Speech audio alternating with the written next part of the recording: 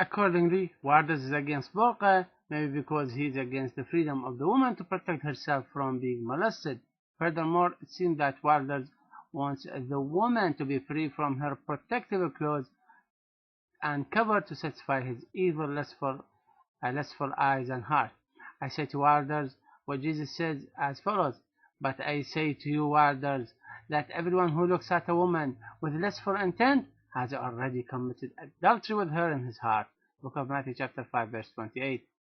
Then also Jesus says, if your right eye causes you to sin, Mr. Warders, gouge it out and throw it away. It's better for you, Warders and others, to lose one part of your body than of your whole body to be thrown into hell. The book of Matthew chapter 5 verse 29.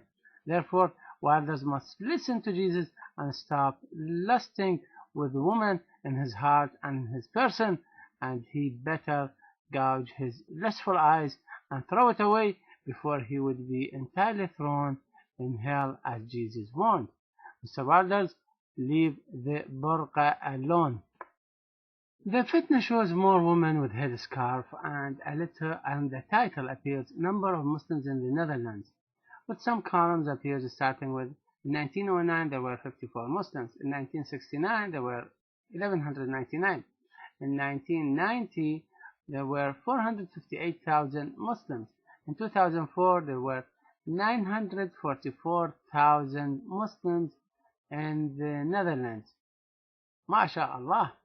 Response: praise is to the Lord Allah. He is blessing His people in the Netherlands, and He is also guiding them to Islam, the way of the life of the Prophet Abraham and his son Prophet Muhammad, pursuant to His divine law, the merciful Quran. Allah is fulfilling His promises to His friend and Prophet Abraham. I would like to ask Warders, was the increase of the Muslim population in the Netherlands caused by an invading Muslim army, or was it by winning the hearts and the minds of the people in the Netherlands? It is the fulfillment of the divine promise that, and I, Allah, will make your descendants, O Abraham, as the dust of the earth, so that if a man could number the dust of the earth, then your descendants, O Abraham, also could be numbered. Book of Genesis chapter 13 verse 16. So Warders, the time shall come when you will not be able to number the Muslims, children of Abraham in the Netherlands. The Fitna shows what looks like two Muslim policemen taking their shoes off and entering a mosque, while a screen title says Muslims in Europe in 2007 are 54 million. What did I tell you, Mr. Warders?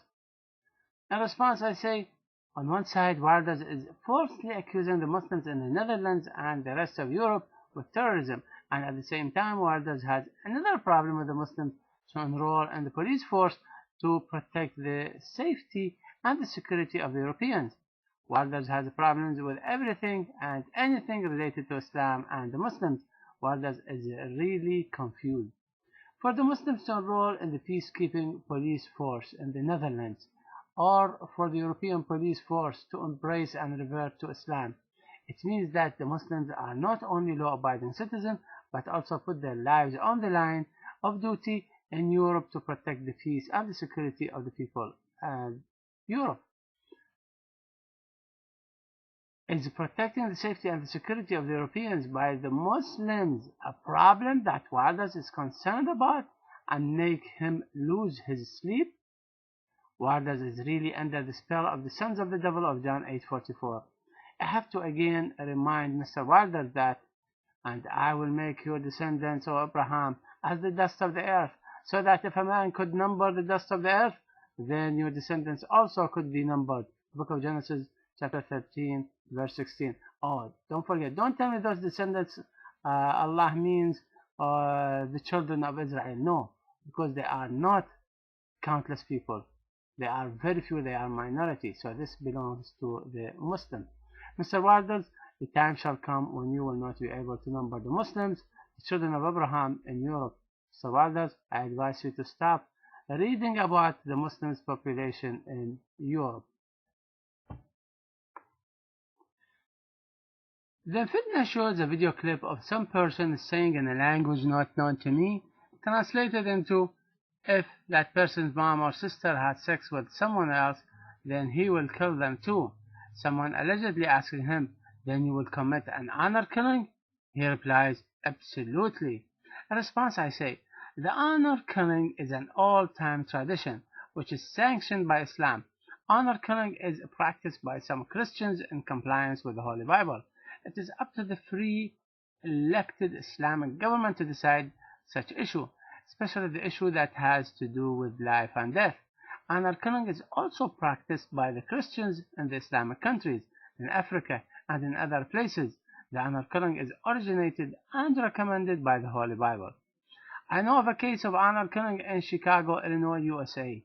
A case of a threat of an honor killing by a Christian family to kill their own daughter, which caused her to give her infant child right after birth to adoption to save her life.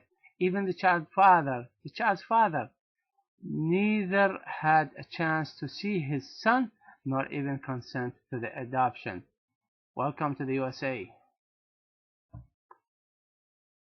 Honor killing was widely used in Europe, and I believe it's still being practiced in some countries and places in Europe as in the USA. The Holy Bible and the honor killing. God states in the Holy Bible, if a man commits adultery with the wife of his neighbor, both the adulterer and the adulteress shall surely be put to death. The book of Leviticus chapter 20 verse 10. How many adulterer and adulteress be put to death in Europe or the USA every day in compliance with the Holy Bible? Then God also says in the Holy Bible, and the daughter of any priest, if she profanes herself by whoring, committing fornication, profanes her father, she shall be burned with fire. That's many Holocaust. Book of Leviticus chapter 21 verse 9. Do the Dutch or the other European people burn the fornicator daughter of the priest with fire? If yes, why Warders has no problem with that. But if no, then they have ripped off that verse, just like many other verses from the Holy Bible. In no case the merciful Quran recommends the burning of any sinner, nor the killing of the fornicator. Therefore, the mercy of the merciful Quran supersedes the Holocaust and the wrath of the Holy Bible.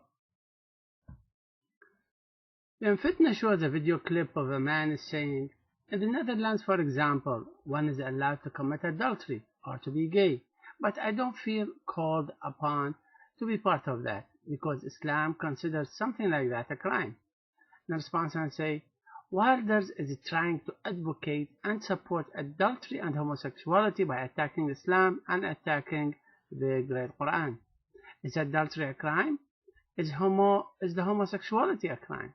Let's examine, ask the Holy Bible and see what the answers are. Let's see the Holy Bible, the Gospel according to the book of John, according to John chapter 8 verses 3 through 6. The Jewish scribes and the Pharisees brought a woman who had been caught in adultery and placing her in the midst. They said to Jesus, Teacher, this woman has been caught in the act of adultery. Now in the law, in the Torah, in the Sharia of Moses,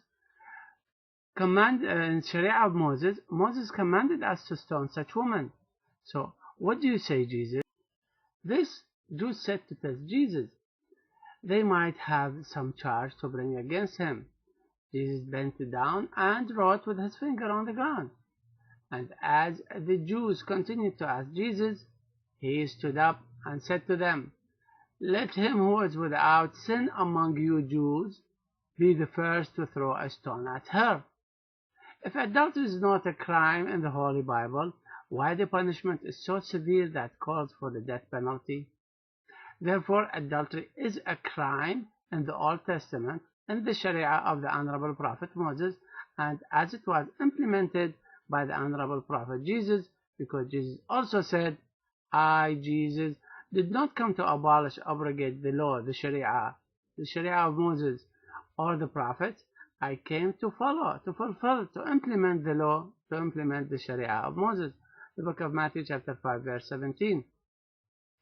And Jesus just did implement the Sharia of Moses in John 8:6. I ask, if the woman was caught in the act of adultery, where is the man who was committing adultery with the woman? Why the Jews did not bring the man to be punished too?